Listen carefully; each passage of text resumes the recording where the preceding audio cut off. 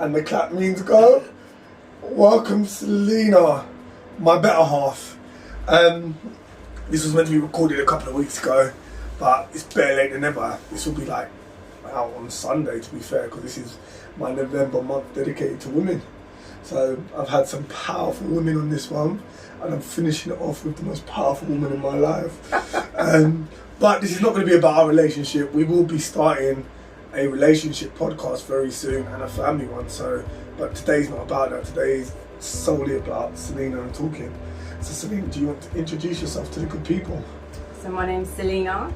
I'm a mum. I run Simply Kids, which is a breakfast, after school and holiday club, and do a little bit of volunteering. And that's it. So obviously it's a conversation where I've started it all the way through.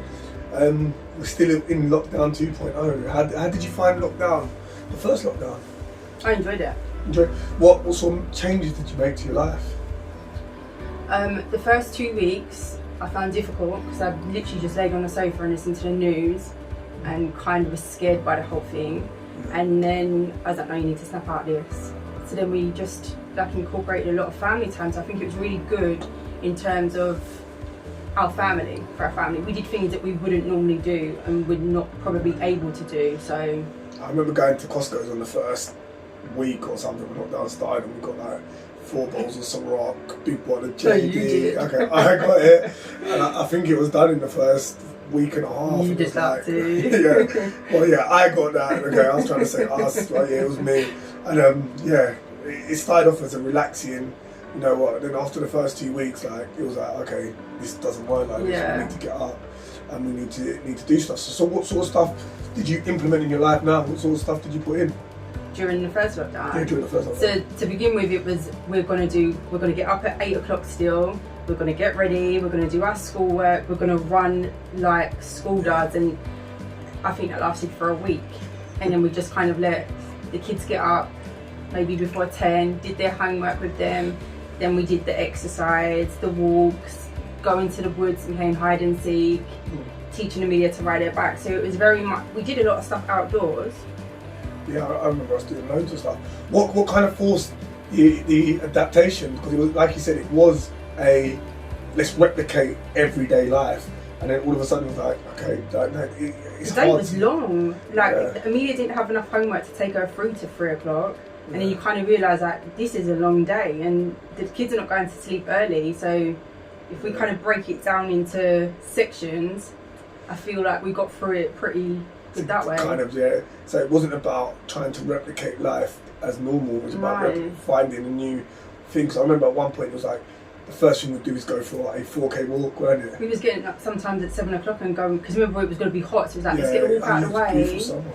And get Mia up at 7, which is something she does not do. Go for a 4K walk, so come back. Yeah, it was just kind of seeing what worked for us. So we went through the stage of seeing what worked for us and what didn't, and then stuck to. So you thoroughly enjoyed it, like the whole time. Is there anything you've taken out of it that you try to get back? Because even though we're not to point, me and you're still working. So is there anything you've taken out of the original lockdown and implemented it and continued it into your real life? For me personally, I walk every day, so I walk 5K every day, which is something I started back in March. But I've been consistent with that, and with the kids.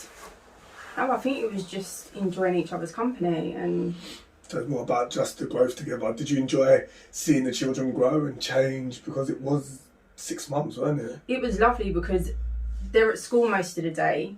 Then obviously they come to after school club, so I can't give them my full on attention because there's 50 other kids there. So just to be able to give them our full on attention throughout the day and do different things, I thought it was beautiful. So growing up as a child, how do you feel growing up your own children is different to how you grew up? Like obviously you've got 3 of your own children now. Is there anything that you've brought from being a child into their growing up now? I think it's very different in terms of society is completely different to when I was a kid. I didn't have a phone, I didn't have social media, so I feel that parenting aspect in that side is completely different. I'm not parenting the same way my mum parented me, and the same way her parents parented her is completely different because society is different.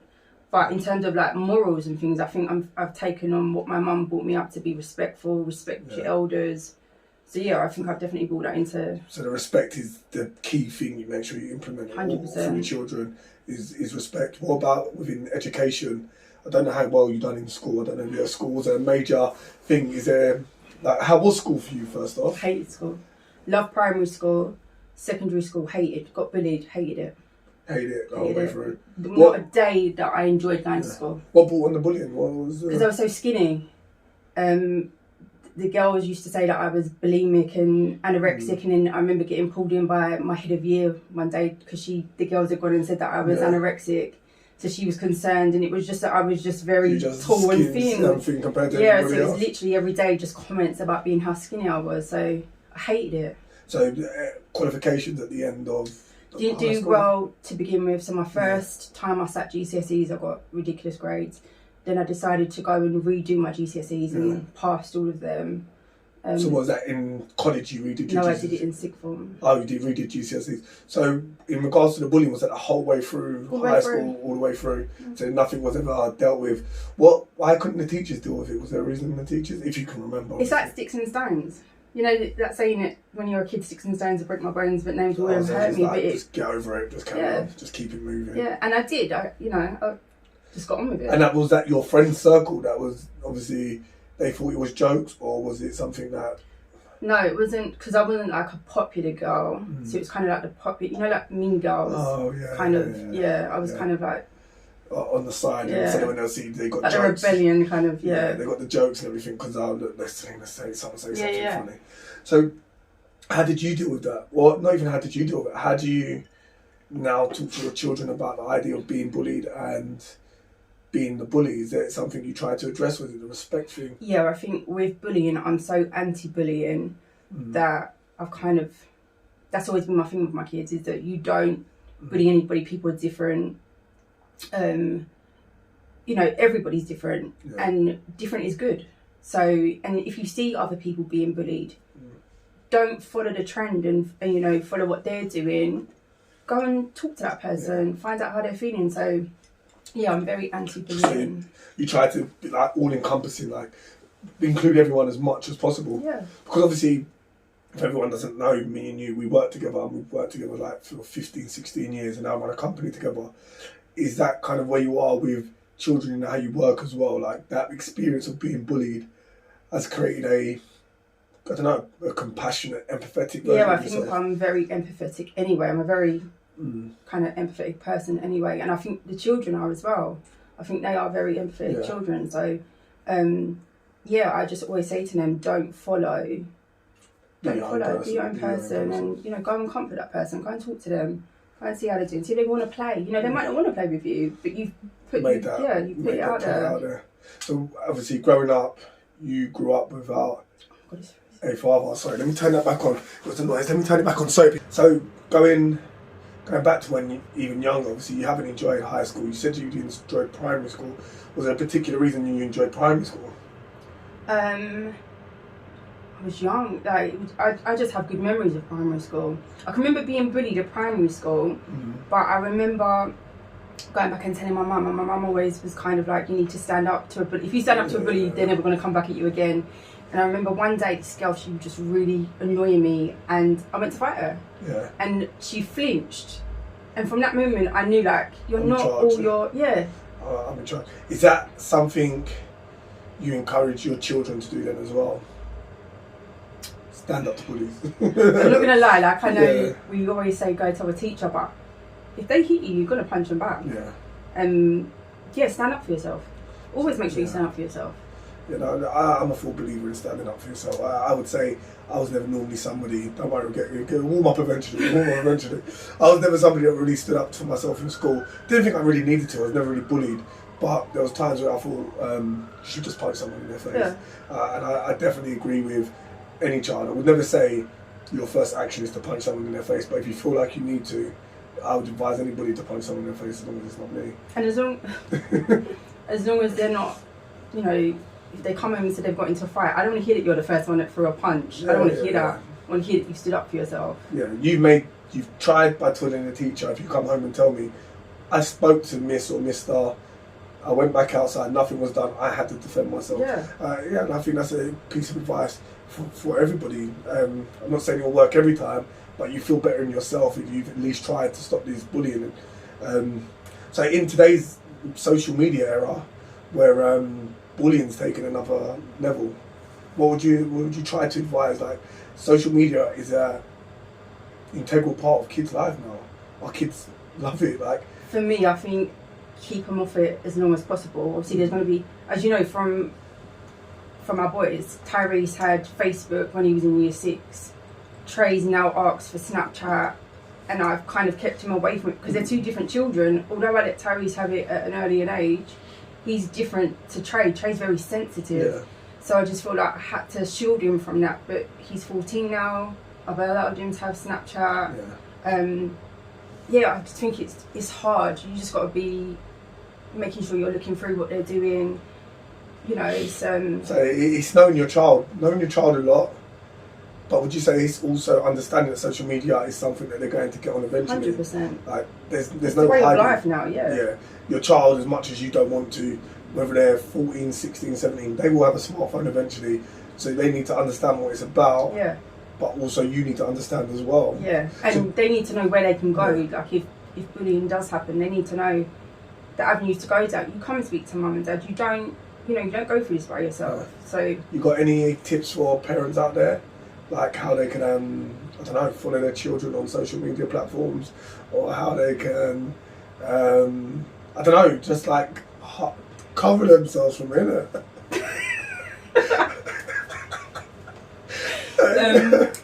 I would say if you can have passwords to their accounts. Obviously, it depends on the age of the children. If you can have passwords to their accounts, just make sure you're checking their accounts, make sure they're not hiding anything. Yeah. Like with the kids, as long as they're open with me, you can have it, but I need to know what you're doing. So what about creating an atmosphere of trust as well, where they feel comfortable to talk to you? Because I feel like all the kids feel comfortable. Trey's upset, Trey can talk to you. Yeah. Mimi still off a young age where obviously she sulks and that, and if Ty was upset, I hope he would come to you as well. I think they would. I think, if they didn't feel comfortable coming to me, they'd come to you. There's someone that they can go to. Yeah. They've got uncles that they can go to, or aunties. I think we're all quite a close-knit family, and they've got good role models around them. So, if they didn't want to say something to me or you, there's other people that they can go and confide in. So we're going the wrong way with your timeline. We're going backwards instead of forward. So we've gone through your high school, you didn't really enjoy it. Mm-hmm. Then we've gone to your primary school where you enjoyed it because you only had happy memories, but you still had to stand up for yourself at some point. But what we discovered when we spoke to your mum, if you don't know, Teresa, our first woman of November, is Selina's mother. Mm-hmm. And we spoke about your father, and obviously your father, how old was he when you... He was 18 when he passed, so I was born in March and he died in October. And he died in October. What sort of impact has that had on your growing up? I didn't think it had any impact on me when I was younger, but I feel like as I've got older and I've become a parent, it has massively affected me. When I was younger, obviously we grew up on an estate where it was quite 50-50. There was kids that had both parents, and kids that didn't live with their parents, they lived with their grandparents. So it wasn't something that I was seeing, because it was all different. But when I got to high school, there was a lot of people that were from two-parent families. Yeah. But I don't feel like I felt anything when I was younger. It wasn't like I haven't got dad or... Yeah. It's something that was sort of... What age did you realise or start thinking, oh my God, like, what would life been like? I don't know if you thought that, but what would have life been like, or how has it changed me? Or what age did you start thinking that? I think it was when I was maybe a late teenager, just maybe after I had my first son. How old was that? 19. Yeah. I just feel like when I was younger, it didn't affect me, and then as I've got older, it's like, oh wow, I actually haven't got a dad. I actually haven't got somebody that, when I was younger, my mum's friends would offer to take us to the cinema, me and my brother, and I refused to go because I didn't want anyone to think that they was my dad. So that, but looking back on it now, I can see that obviously it did impact me. Because you're thinking that at that time. Because I'm not going with you because I don't want people to think you're my dad. The only people I would go out with would be my older cousin, my granddad and my uncle. Besides that, I'm not trying to chill with no one else. So, Yeah, I think that as I say, as I got older, I kind of started to feel like, you know what, I haven't got somebody that's shown me how a woman should be treated by a man. I never saw that. So yeah, I guess as I got older. So your role models were. Yeah, no, I get warmer, slowly getting there. So your role models in your life were obviously your granddad. You said, and where's your granddad from? My granddad's from St Vincent. St Vincent. Uncle Paul. Uncle Paul, my mum's brother, who, when my dad died, he was, you know, he massively stepped up. He would stay with my mum. Yeah, so he, you know, he was like, him and my granddad were the male figures in my life. My cousin Winston, he was more like, my Uncle Paul was like a brother, not a dad. Yeah. My granddad was a granddad. Yeah. So I never had anyone that was a dad. So they were significant male role models, but they never took the role of a father. No. They just played their role and stepped up their game in that role. Yeah. And your cousin Winston was just like a male cousin who looked after you. Yeah. So they all played their position very well, but no one ever reflected a father. There was never a partner on your mum's terms that come into your life that was ever deemed. So obviously Tyrese is your first child that you have, and what age is that you have? How old was I when I had him? I was 19. So, to be fair, it's a young one, but you're not young, are you? How long were you with his father before you got pregnant? A year. A year. You get pregnant. 2 years. 2 years. You get pregnant. Is that a surprise or is that planned? Surprise. That's a surprise. Have you looked at Sean as a male role model as you're getting in, or at 19 you're not thinking about how somebody's reflecting as a father, you're just thinking of as a partner? I didn't know how a father should act. Yeah. I didn't know, you know, like when we're choosing names, I'm like, why are you so, you know, let me choose a name, I'm the mum, I've carried the baby. I never knew how a father kind of slotted into the family dynamics. Yeah. So I think that was quite hard because not our values were different, but how our parenting was different. Yeah. He's more strict, I'm kind of more relaxed, and yeah, I just didn't know how a father was supposed to act, I guess. Because you never had that person in there. So you've only known from your mum's side this person should act. My mum was my mum and my dad. Yeah. So my mum was very strict. She weren't the sort of person that you'd say, like, if I said to her, Mum, can I stay at my friend's house? And she'd say no. No meant no. Like, my friends would be like, go and ask her again. I'm like, I ain't asking her again. Like, she meant no because she was, you know, playing both roles. And that's how she had to be. She was firm. She'd say she was fair, but she was... You knew where you stood straight away. 100%. If she was in a good mood and she said yes, then don't trouble her, just go. If she says no, we'll just leave it for another day. It was straight up. There was no dicing about it. No. Your mum says what your mum means. Yeah. Kind of how she come across in the thing. She's the same person 20, 40 years later. Okay, so you know where you stand with her. No means no. Yeah. So how long were you with Sean in total? 12 years. 12 years, and you have another... And then we've got Trey. Yeah, another son thing, and obviously you're no longer together. How do you find co-parenting? I thought it was not difficult at first. You know, I think you just kind of have to find your place. Yeah. Respect each other's, you know... Was it difficult as in, like, you were together for how long? 12, 13 years. 12, 13 years. Now you're separate, and like you said, like on a day-to-day basis, they're with me. They're with you, but they're seeing him every day. Then all of a sudden, like you said, that support network's gone. However much support there was, there's still a support network that's gone all of a sudden. Had you changed that into like, okay, now I can't just go out and do what I want to do, or you know what? When are they coming to stay with you? Because now we have to work out a pattern of them staying with you. Like it never kind of works out like that, and I'm not taking away anything from their dad, but it was never... He wasn't home a lot, so he worked a lot. Like, he worked hard, don't get me wrong, and then he would go to the studio, so more time I was by myself anyway, so him not being around wasn't like a massive shock where we was like, we're by ourselves. It wasn't like that, so that wasn't something that we had to get used to. It was more a case of fitting into schedules as to when you're going to have the kids. You're going to take, you know, you're going to take them, can you fit them in? Around what else you're doing, yeah. So how did the boys take it? Like, obviously, there's an explanation at some point. They're both young, so I don't know if that's the conversation you have, because it's a good while ago now. But how was the conversation had? Like, I think the conversation when it first initially happened was that Dad's moving out because we're living in a small flat, so he's going to go and get a flat over there. It wasn't. It was breaking it slowly. Yeah, and you know, it kind of went from there. So it was more exciting. Like, oh my God, we've got a bedroom over here and a bedroom over there. I don't actually remember having a conversation with them to say like me and your dad are not together anymore. So it's more like a growing apart thing rather than, because there was no real animosity. Like, there was no arguing, there was no breaking and no domestic violence. It was more like you grew away from each other. We was together from a young age, and you know, we kind of grew up together, and we just went different paths. And so that's kind of had a boys story. Oh, now I've got two places to say. Oh, so it was never a conversation. We're not together. I don't remember the conversation. If there was, I don't think there was. But Trey would have been ridiculously young. I don't think Trey ever remembers me and his dad being together.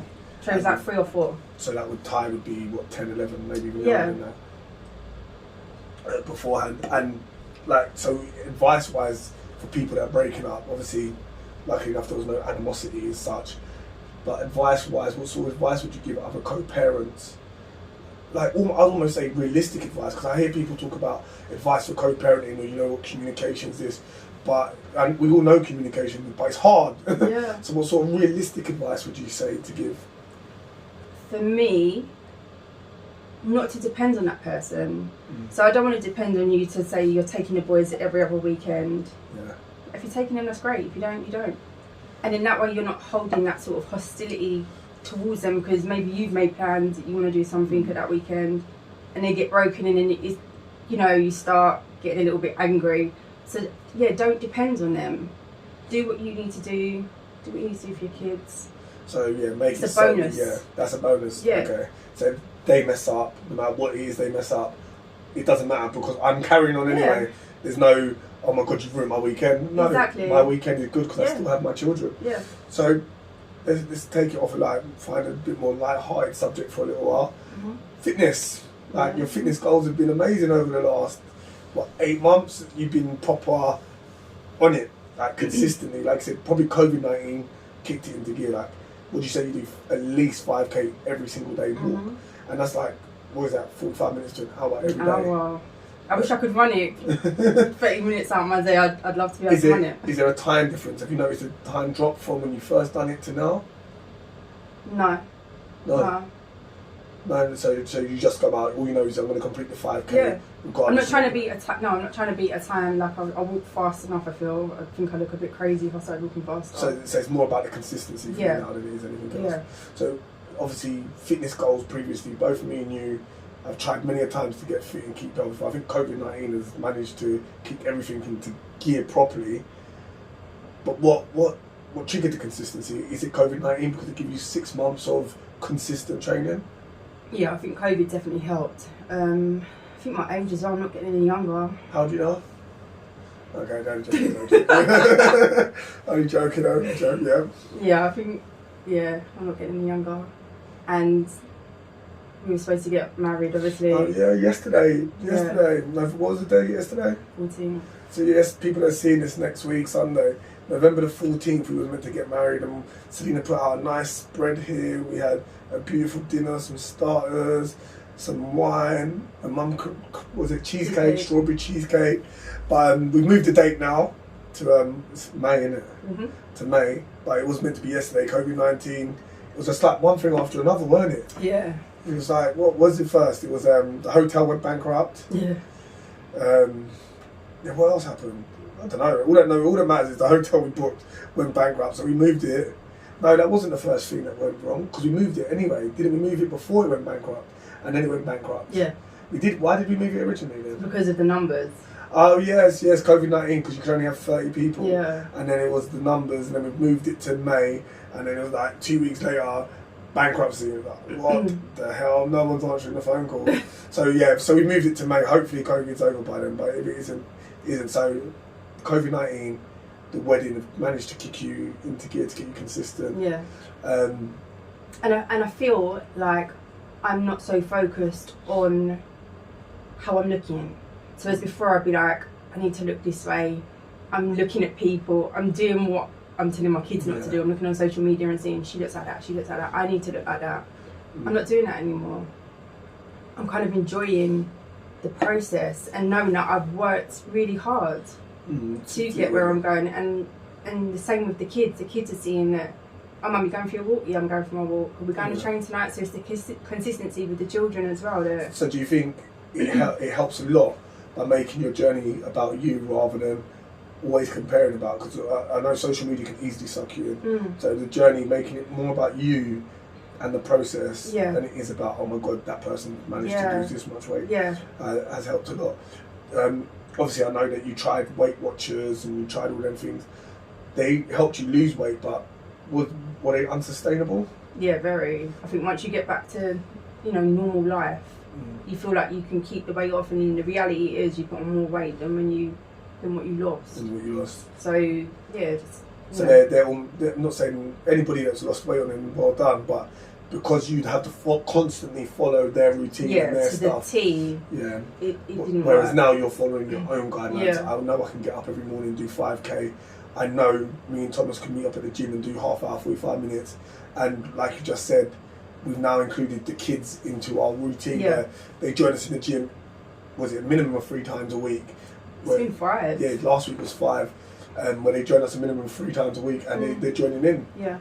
So to help them, because I don't know, why do you bring them in? What is it about bringing your children into the gym? I want to show them what I'm doing. I want to show them that you're not good. Like obviously Trey's 14. Trey's starting to take a little bit more pride in his appearance, and I want him to know that we have to live healthy. We have to have an active lifestyle. And the same with Amelia. Amelia's young, but she knows our session. We're going to do a session. We're doing sessions because we want to be healthy. So I just want to show them. I don't want to preach to them that this is what you should be doing while I'm sitting on the sofa. Like, let's do it together. So it is like they're leading by example. Is what I was looking for. So rather than preaching to them, oh, you lot should be jogging or you don't. No, I'm doing it so you can join in as well. Because I don't know if you remember. I remember being Trey's age and that, and being very happy. Being happy about the way I looked and physically fit and active and thinking it was going to last forever. Then you hit the wrong side of 30. Even though there is no wrong side of 30, I'm happy at the age I am. But you then think back and it's like, I should have kept it up. No one told me beforehand, you know what, you need to be doing this. It's like a realisation when you get there, oh my God, I can't run.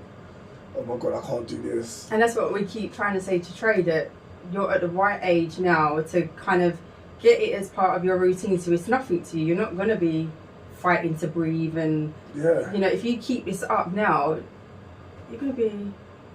Yeah, you don't even have to be a beast or anything, but you know that you can be physically fit and active the whole way through. I remember when I first started doing running, it's the hardest thing in the world. And now, I still don't like it. I don't but you get it done. Yeah, but I think that's it, isn't it? You've got to just get it done. Yeah. And if you get used to getting it done when you're a kid, or you get used to being resilient, and you get used to being in pain, you're halfway there. Rather than at 30, you know what, I have to get up at 5 a.m. just to go for my job. No, you're so used to it, you do it naturally. Yeah. And I suppose it goes into showing them their lives, because leading by example, obviously. You run your own business. How did you end up getting into running your own business? Because it's kind of a weird story in total, isn't it? How long was you working at the previous company for? So when I had Ty, I started, I got a part-time job at a debt collector's. Yeah. And then my aunt was working at an after-school club, and she said there's a position going in the nursery next door. So I applied for that and got the job. But then a position became available at the after school club, and I thought, that kind of suits me better. So I went for that, got it, worked there, worked my way up, deputy manager, and I think I was there for, I don't even know. I'd just like everyone to know, right, we worked at the same company, and they give her deputy manager position and manager position over me. They didn't even look at me. I don't know what that was about, right, at all. They didn't look at me. I didn't even get offered the job, right. So Robert and Denise, if you watch this, not happy at all. But hey, 7 years later, yep, so you got the management position, John? Got the management, and then the previous owner was kind of, looking to move on, and we applied to take over the after school club, which was a lot harder than I thought. I thought it was going to just be easy. We're going to say we're going to take it over, and no, it wasn't like that. It was a lot of one after another. Yeah, it literally was. It took, to be officially taken over, it took 18 months into 2 years. Yeah. It took a long time of being under someone else and trying to. But how have you found it? Because obviously you manage it with your partner, and you have a working relationship with your partner, a parenting relationship with your partner, an emotional relationship with your partner, a household relationship with your partner. Like, it's entwined. How do you find working with your partner? Partner's me, by the way. I love it. It's all I've ever known. I think before we even got together and we was working together, I don't know if you remember, you went off to uni, and I was so upset. I was distraught that you was going to uni. I think I wrote you a letter. I think my uni only lasts like 6 months anyway, didn't it? And so we've always been close. So to not work, even now, like we've got 2 after school clubs, and you're at one, I'm at the other. It's really different that we're not together every day. So even though we work together, we're not together. Yeah, we're not together. Yeah, since January it's been me going to Kenley every day and coming back. Yeah. You staying at Woodside. But it's, so how have you found? What's been the difficulties of it? I don't know. No real difficulties. No. So there's been nothing that you thought like, oh my god, like we see each other every day, like not coming home to the same. Is that thing. how you feel? No, I'm just saying. Just saying. They're like little things like if I ask you how's your day been, kind of like, well, you kind of know how my day's been. I've been with you all day. Yeah. Obviously now we've got a little bit more to talk about because we're not in the same environment. Even though we could probably have a little gossip when we got home about what happened in our day, but now it's a completely different environment where there's more to tell. There's a bit more. And running a business, is it something you would advise people to try to do? Is it something you would like go back to normal work if you could? No, I don't think I'd ever want to work under anybody again. I think the benefits of working for yourself is amazing. What are the best benefits to you? Like, your ideas are not shut down. Like, I can come to you and say, I've got this idea. You might shut it down. I was gonna say, you might shut it down, to be fair. But I still go ahead with it. But so I've got that opportunity to still go ahead with it. Whereas, if you're under somebody else and you take an idea to them and they just shut it down, that's it. But yeah, I definitely encourage people to go out and start their own businesses. So was it something you wanted to do before you actually took over the company? I think me and you spoke about it years ago that we should open up our own after school club. But obviously we were just talking. Yeah. But yeah, it just made sense. Why was we going to let somebody else come in and take over where we've got so much experience? We've got the relationships with the parents and the children. It didn't make sense to let anybody else come in there and take it over. So what? So again, working at Top Kids before it became Simply Kids, was there any difficulties that you found working under people that you're so happy to have gotten rid of, apart from shutting your ideas down? Like, are you happy with managing people yourself? How comfortable do you find managing people? We had this conversation the other day. That's why we put it up. That wasn't about you. I think you're better at managing people. And I think that's what's good about us, is that we both bring something different to the table. You're better off at managing people. I'm better with the paperwork, the parents. So I think that's why it runs so smoothly, because we both bring something different. But yeah, I don't find it easy. You don't find it easy. Where do you hope to go with what we're doing? Obviously, we've been doing it for a couple of years now. Where do you see yourself in the next 5 years? Because it's been transitional. 10 years, 11 years, 12 years. Yeah, I mean, I love work. I love the job that I do. I love working with the kids. But I'd like to step away. I'd like to step away. Is there anything you particularly want to step away to do? I'd like to open my own restaurant. I've said that for years. Well, what sort of restaurant would you like to do? It would be a dessert restaurant. You like your own desserts? Yeah. What have you thought about areas? Anything in particular? Yeah, I have. Obviously, now's not the right time. We're in COVID. Like, business is going under, so it's definitely not the right time to start anything now. But is still something that you see yourself with. What about your volunteering side as well? I love it. I'd want to open a food bank as well. Like a soup kitchen, I think that's my passion. Like, I would love to be able to open a food bank tomorrow. Yeah. Was it when did? Well, it was you and Damien that suggested it. When did you do the food? Oh, that was the year before. That was last year. Yeah. So explain, like, what was you doing the previous summer? Explain. So we had a busy summer. 2019. Yeah. We ran a Fit and Fed program which facilitated food and fitness for 90 kids? No, it's 210 kids a day. I think it was 210 kids a day, and then those that didn't eat, we had such a surplus of food left over that we decided to take it to Queen's Gardens and feed the homeless. So we did it for 6 weeks?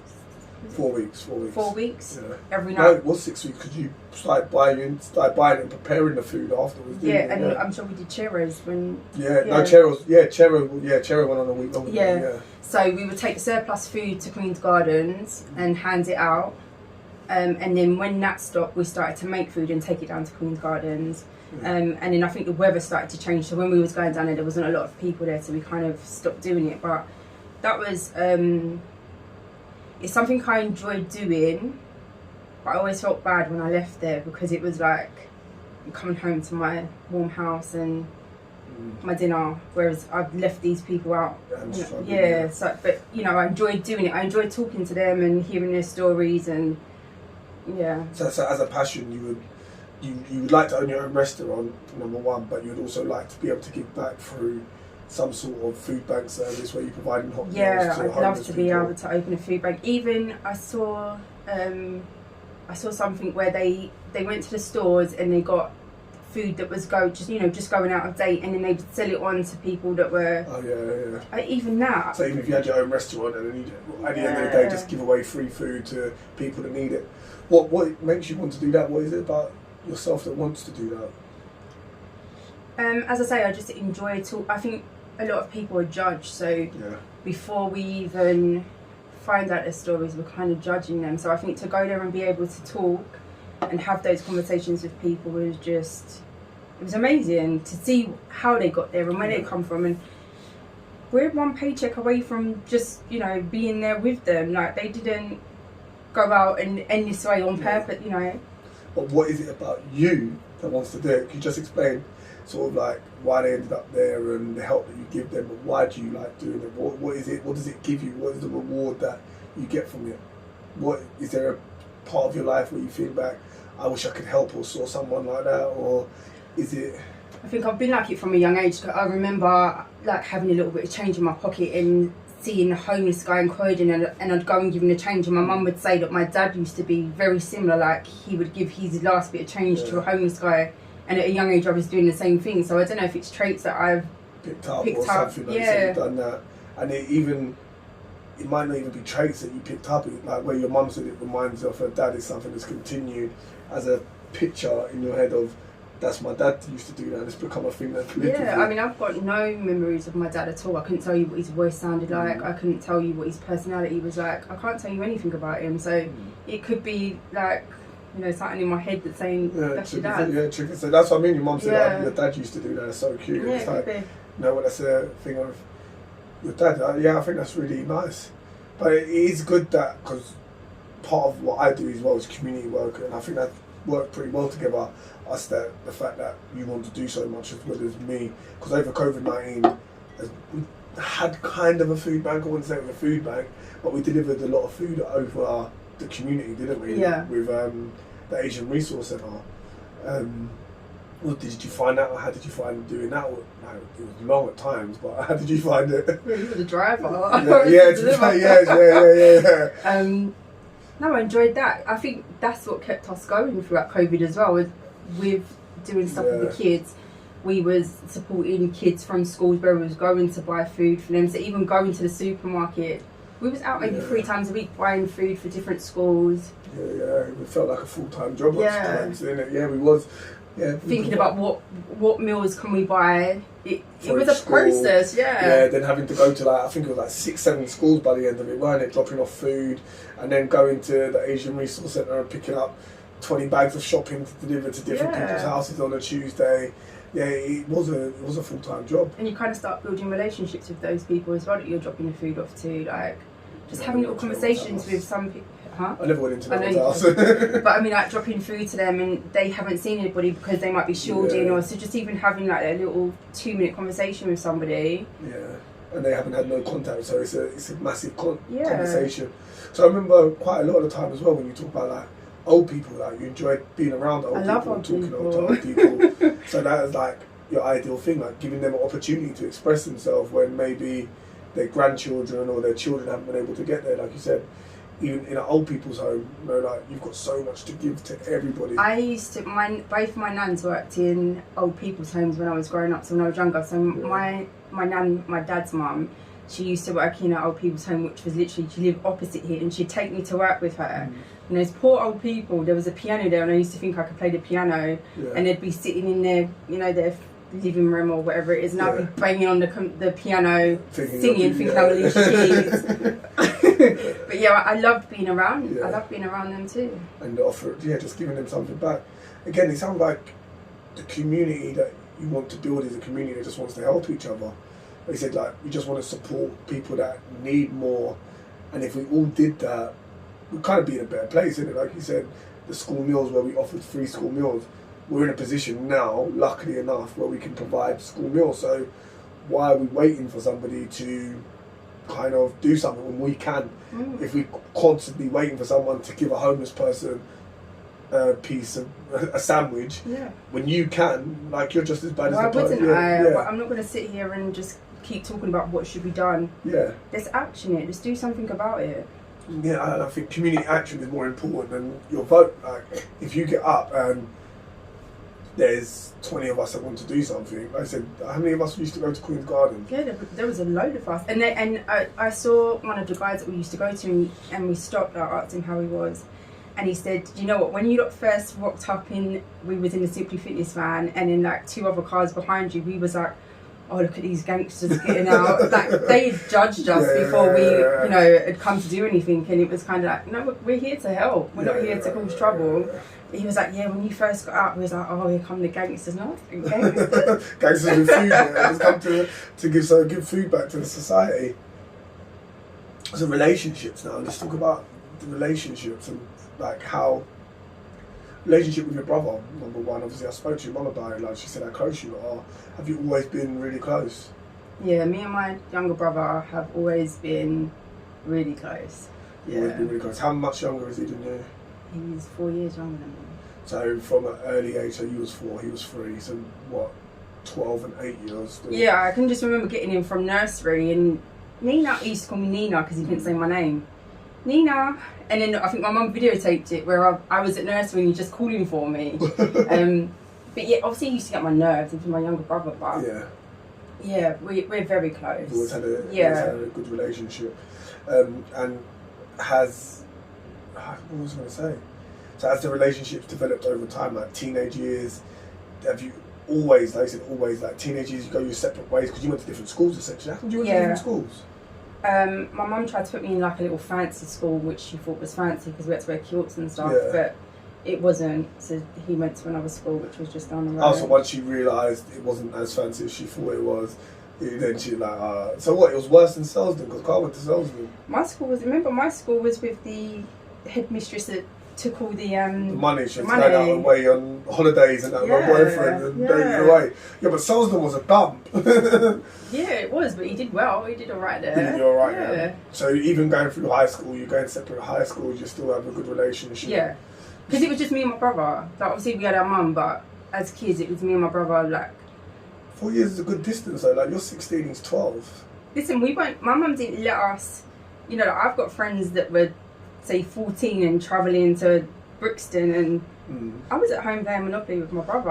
Okay, so I didn't even know how to get to like London Victoria till I was about 25. Okay, so there was no option of having any other friends. Carl was your good. You yeah, like we would play out on the estate, but then beyond that, No. Well, I suppose there was probably a wide variety of age on the estate as well, wasn't there? Like if you're playing on the estate, New Addington, if everyone doesn't know, is a big estate. So even though you and Carl have a wide 4-year age gap, there was probably loads of people in between the age gap as well, weren't there? Yeah, so where we lived, none of us actually went to the same school. I think me and my friend that lived in the next block went to the same school, but apart from that, all the kids in our block of flats, we all went to different schools. So that when we got home and we got changed and we went out to play, it was like a big family, and it was funny because it was all brother and sister. So my neighbour, Davey and Natasha, a lot of siblings, Lena, it was a lot of siblings, so we did a lot together. Like we'd go on bike rides. I don't know how we went on bike rides for what seemed like the whole day. Might not have been. Where did you go though? Just around the estate. Oh, just riding around, adventures to the woods. Playing football, having rock fights. I don't know how we got away with that. Knock down ginger. Like we did so much, and it was like a family. So it was a good network. I had a great childhood, like outside of school, growing up. How do you feel the differences between growing up then and growing up now? The kids don't want to play outside. You send the kids outside, they don't know what to do. They ain't send the kids outside. No, but... You never send them outside to go and play your life. No, but if I did send them outside, they wouldn't know what... Yeah, but they wouldn't know what to do. They wouldn't think, oh, let's go and play hide and seek, or... They want to know the Wi-Fi code. They want me to put on my personal hotspot for them. But, obviously, jokes aside, do they not know how to play outside because we've stopped them from playing outside? Because like I said, they don't ask because... But I don't feel like we live... Like, obviously, you've lived in this area. Did you go outside and play? Yeah, all the time, yeah. Where? The park, people's houses, the other park, there's bare parks around here. Different parks, play football everywhere, every day. People, there's loads to do, innit? It's not like Adderton, but got an estate round the back where there's loads of people living. You've got a park over there. Yeah, I feel like it's different. Adderton was great. Adderton was great. Adderton was great. Yeah, to be fair, Trey doesn't really ask to go out either, does he? No, he'll go to the park from school, but on a weekend, he might go and play football. But I mean, from a young age, me and my brother were playing out from a young, not like 14, like from young, primary school, we're going outside to play. So is that the area that we're living in now? Because obviously, we live on the main road, so it's not an estate. But is that why then? Because you walk around the back and you see all the kids still playing out there. Yeah, it could be. But I feel like they don't have a sense of that community that I had when I was growing up because they just want to sit on their phones. I'm pretty sure if I told Trey to go out and play, he's going to be like, what am I going to do? Who am I going to play with? Yeah, whereas us, it was, can we go out? We're arting to go out. Can we go outside?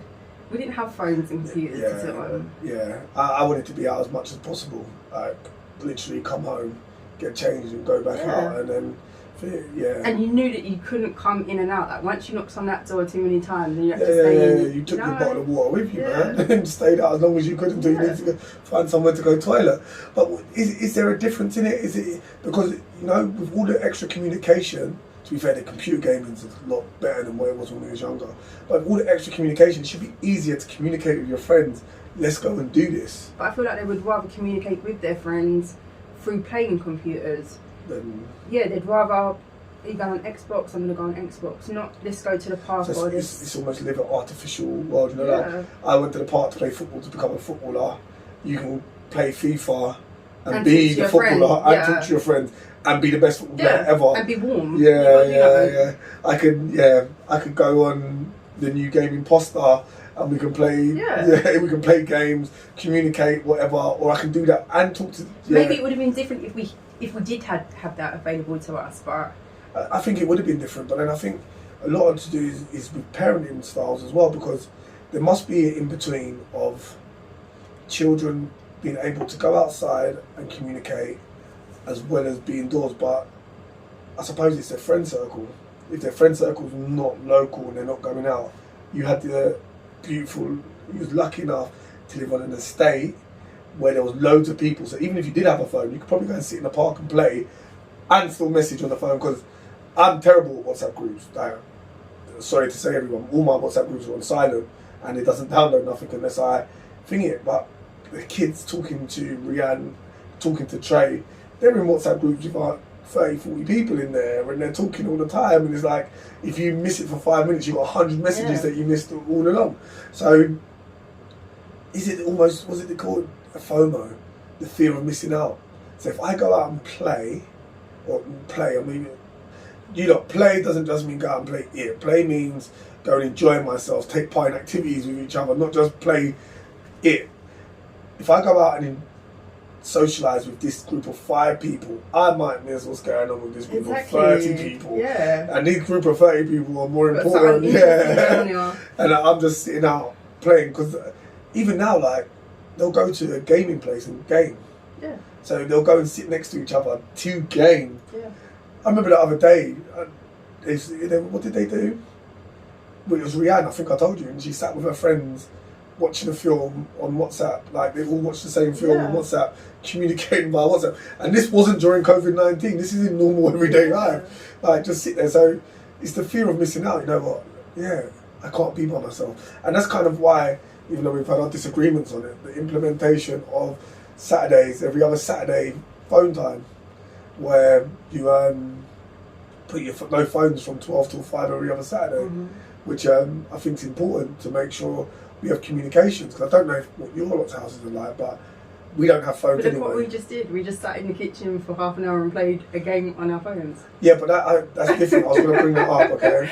I was going to get back to that. We didn't get out of the Monopoly. We played on our phones. But that's using technology to its advances. So the idea of, okay, the kids like to play computer games, but we're going to involve ourselves in what they're doing.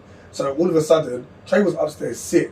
Trey's heard what was going on downstairs. When he first came into the kitchen, he didn't want to play the game. I'll come and play. I'm not feeling too well. He's warmed up his food. I'm going to go and get my phone. Because we're having fun. Yeah. So Rianne didn't really want to play it. To be fair, I think it was instigated by Mimi. I didn't want to play it. It was Mimi. Yeah, Mimi instigated it and said, Daddy, you said I was going to play it. I'm like, I swear down, I didn't say it. And you said you did tell her that. And then Mimi started. Then Rianne started. I don't even think we started the game. Everyone was talking about it. Then you come in, then Trey come in. So we've used technology to bring the household together rather than separate it, which is different to say Mimi's playing Roblox, Rianne's on WhatsApp, Trey's on Imposter, you're doing the washing up, and I'm on YouTube. We've used it as Monopoly, and I think that's the difference. I don't think technology should be abandoned completely, but it should be brought in and cherished. You said it at the beginning when we was talking about social media, like, you allow your children to have it, but take part in it as well. Make them know that you're part of it and how to use it. Be comfortable. Somebody's cyberbullying you, I can talk to you. Yeah. You know what? It's okay to like pictures. It's okay to do this, but don't talk. If anyone talks, come to me. And so, by taking part with them, they see that you're open to it, and we could have said no to Mimi. Mimi would have played it, and she would have played it without us. But that environment then created a family environment. Like I did say, obviously, we could have called Tyrese and said, Tyrese, what are you and Karis doing? You're not doing nothing. Well, join on, here's the code, join on us in the game. There could have been 7 of us in the family. Realistically, you could put that into the family WhatsApp group and say, everyone, let's do WhatsApp. And that's using it as a benefit because we're using technology to bring us together. Whereas technology is given a bad name because it separates family, but you can use it to bring everyone together as well. It has pluses and negatives, and we shouldn't always say how bad it is. Social media is good. You just need to make sure it's managed appropriately, which is what you're saying with the children. Manage it very much appropriately. Sorry, I know we've been talking about social media quite a lot, so let's change it up. Household chores and everything in the house, and how you cope with that. So a lot of my topics I've been dealing with. Just lately. So you know, you just made me hoover in this area, but you don't hoover inside. So yeah, no, I don't. I'm going to get into it though. So a lot of the topics I've been talking about is masculinity on my social media lately, and how masculinity is defined by the individual. So the idea that a woman's job is the housework, I think, is a old gender stereotype that needs to be acquainted to.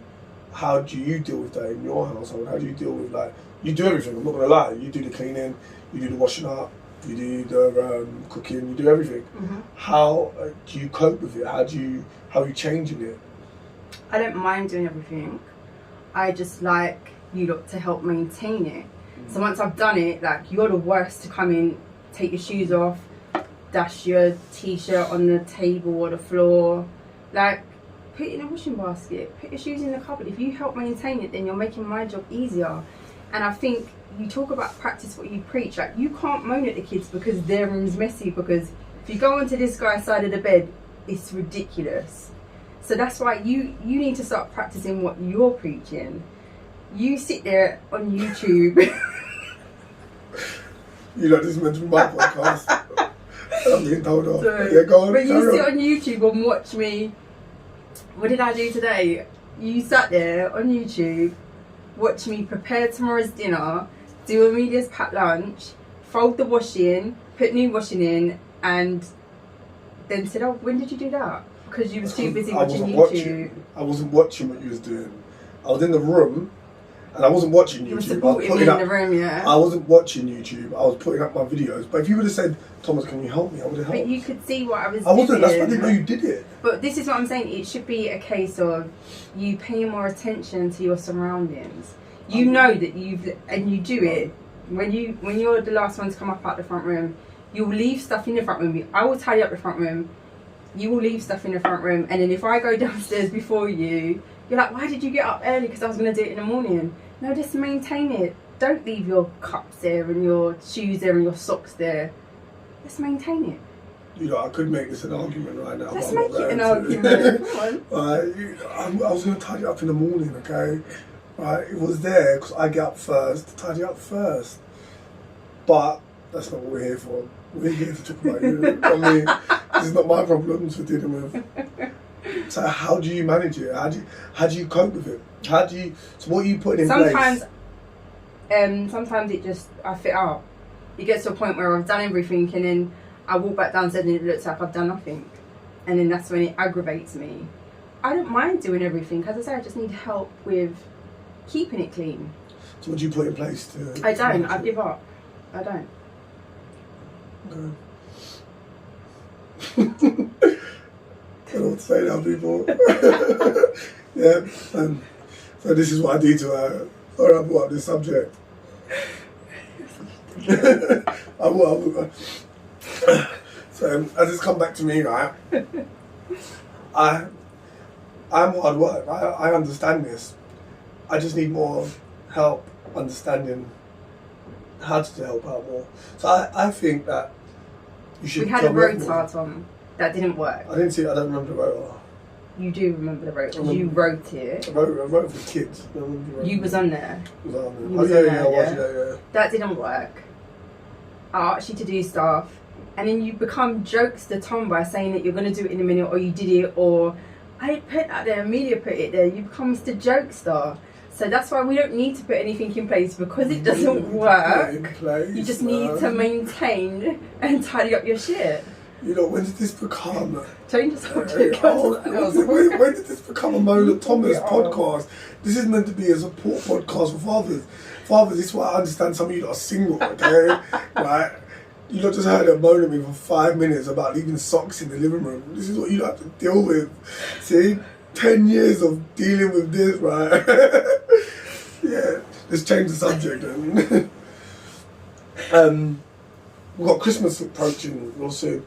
Well, with COVID-19, what are you going to do? I love Christmas. Nothing's changing at Christmas. Nothing's changing at Christmas. Are we going to try and bring more Christmas into the home? Because we're not going to be able to go out and experience Christmas. So is there going to be more Christmas in the home? Is it going to be... Yeah. I as I say, I love Christmas. Christmas Eve is my favourite day of the year. Yeah, nothing's spoiling Christmas. COVID can't spoil our Christmas. So would it be like, say, well, we don't go and see lights turning on anyway, but we might drive up to London to look at the lights, but well, they've got lights up there, but we probably won't do that this year. Would you set up the garden, put loads of lights, loads of bit more bits? Yeah, just to make it look like magical for them, because as you say, we can't go and see Father Christmas, we can't do the Christmas markets. Yeah, this year's not Christmas at all. This year's like the worst year. To be fair, it's been a good year, but everything's been closed down for like, nothing's like this has ever happened before, and probably hopefully never will again. So is it a case of making this so Christmassy? That it's a Christmas that they will never forget. Like, you've had a rubbish year, but you know what, Christmas 2020 was amazing. Yeah. And I'm not just talking about presents, I'm just, like just doing stuff together, activities, baking, making the house look Christmassy, smell Christmassy. Yeah, that's kind of weird. Yeah, I don't think presents for me isn't Christmas. Like, that's because the kids 9% they give a Christmas list, they know what they're going to get. Yeah. So that's not the idea of Christmas. The idea of Christmas is the family the environment, like I said, what we're going to do off work for them 2 weeks, Yeah. how we're going to celebrate the festive season. Are we going to create that atmosphere? Like, it's got to be a completely different atmosphere to what it usually is. I'm not a fan of Christmas, but it's got to be something to remember. Like, I don't know how you Why do are you it. not a fan of Christmas? I just don't think it's, I think it's pointless, to be fair. Like, I'm not religious, I don't believe in Jesus Christ. Yeah. So what am I celebrating? Okay. So what is the point of a celebration that I don't believe in? The same as Easter, I don't believe in the Easter Bunny either, or the stone being moved. Yeah. So it's complicated, but obviously you do it for the kids because it's almost like a tradition. It's like everyone takes part in it. Yeah. Whereas if you just waited till the January sales, you get everything for half the price, or we could celebrate Christmas on the 1st of January. Yeah. But you know, yeah. But the idea of making the festive season, the weather's terrible. I think as well that the kids, well, our kids really love Christmas because they know they're going to get spoiled, for one. It's family time. We're not parents that buy our kids everything that they want when they want it. We spoil our kids at Christmas and birthdays. They know that they're going to have a great Christmas and a great birthday. And apart from that, it's kind of not happening. Like, they can't tell us that they want something and they're going to get it, you know, on payday. I definitely think, I can't remember who I was talking to. I think it might have been Rihanna I was telling them about it. Like, they don't get what they want. They get pocket money. If they want something out of the ordinary, they have to buy themselves. If you want clothes for seasonal changes, we'll supply them. Like, if you need school uniform, we'll pay for your school uniform. You need summer clothes, we'll pay for your summer clothes. Yeah. You want Jordans, that's not in my But budget. yeah. That's not in my budget. My budget is trainers. But if it's Christmas, then you get what then you you're want. going to get that. And I think that's... No, it's not what you want. There's a budget for each child. Yeah, but they know that they're going to get spoiled on Christmas and birthdays, and I think that makes it just that little bit more special because they know that they can't come to us and say, I want a pair of Jordans, and alright, you're going to get that Saturday, payday. It's not, and that's how I was brought up. We wasn't spoiled. My mum didn't have nothing to give us, but she made sure that we had a great Christmas and a great birthday. I think I had a birthday party every year of my life till I was like 10. So she made sure that birthdays were special and Christmas was special. So do you still enjoy the idea of opening presents then? Yeah, of course I do. Oh, wow. I just don't get it. I just don't get it. How do you buy something for an adult? It could be a pair of socks. Like, it's just the excitement of, like, someone's thought of you. Something so small, but someone's gone out of their way to buy you something.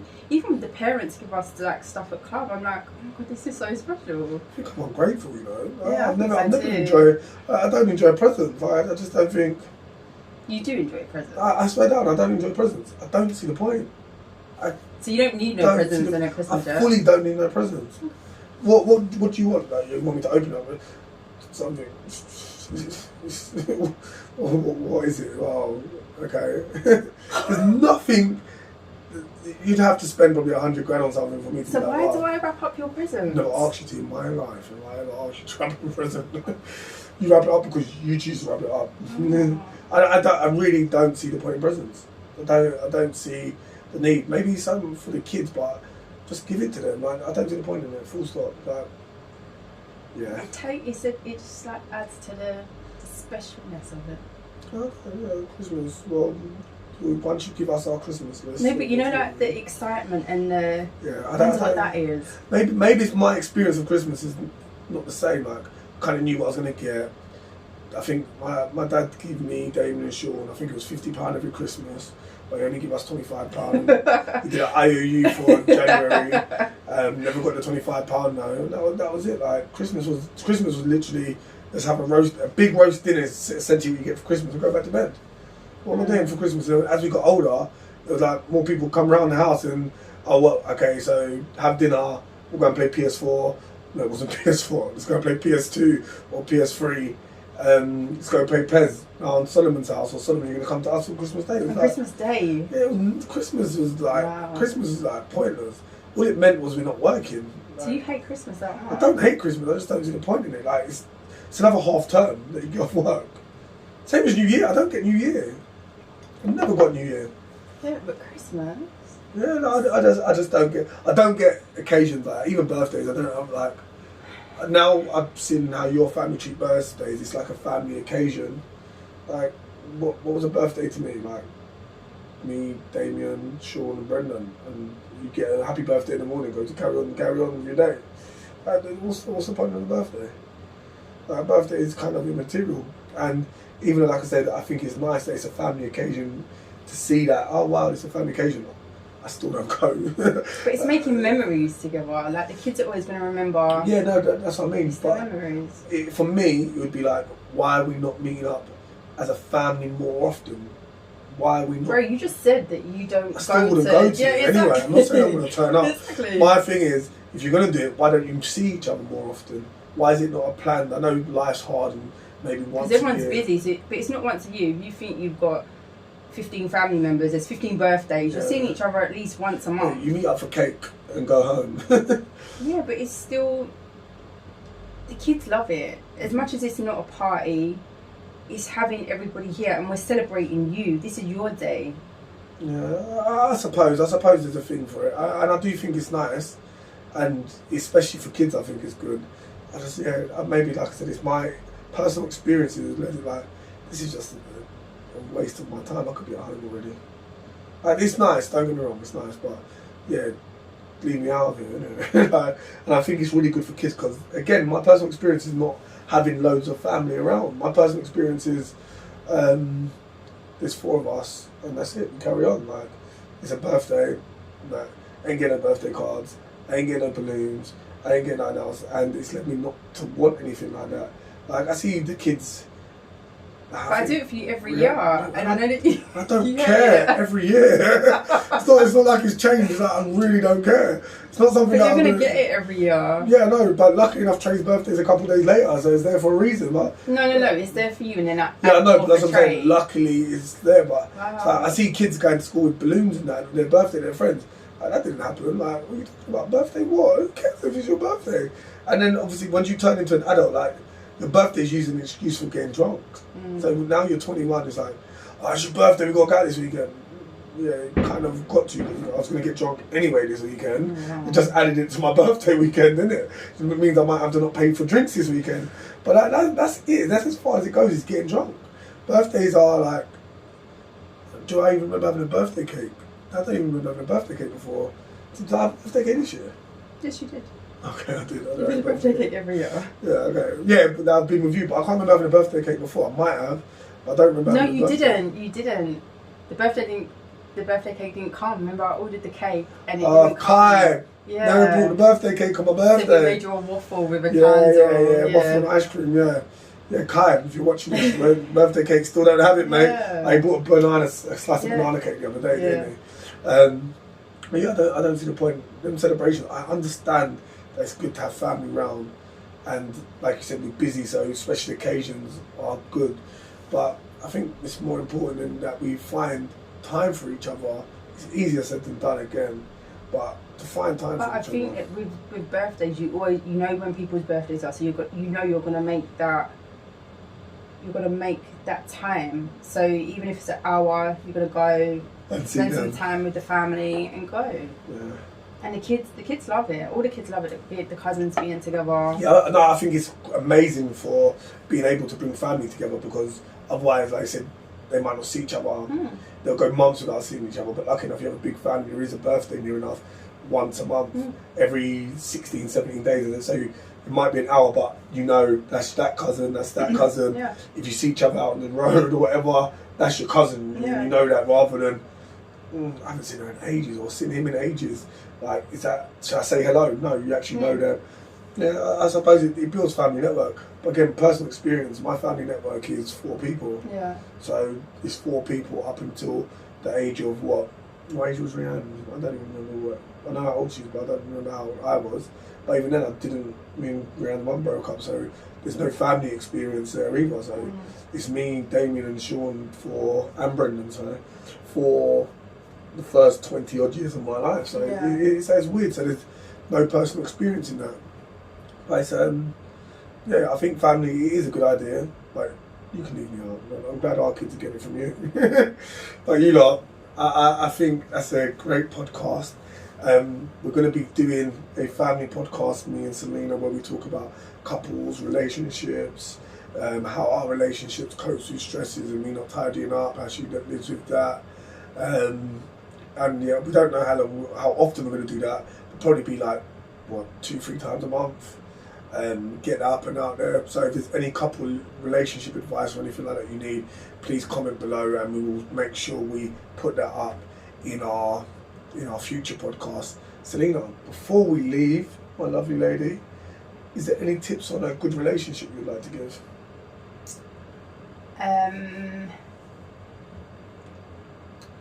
The word's gone out of my head. I'll tell you, what's it called when you...